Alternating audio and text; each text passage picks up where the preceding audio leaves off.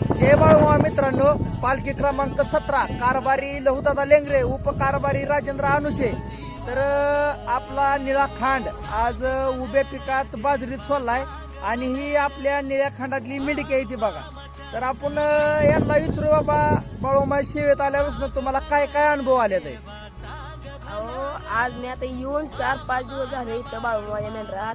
अशी लोक अशी उभ्या पिकात मेंढर सोडते ती, त्यांना बी काहीतरी अनुभव आला असेल म्हणून तर सोडते ती ना.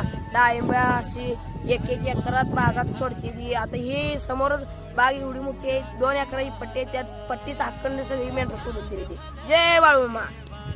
तुम्हाला काय इथं मेंढरात आल्यापासून खूप आनंद, खूप अनुभव आलेत मेंढरात. बर बारक्या, तुला काय अनुभव आला का रे? बाळूमामा मला आशीर्वाद देते. बाळूमामा माझ्या पाठीचे आहे. किती दिला आशीर्वाद?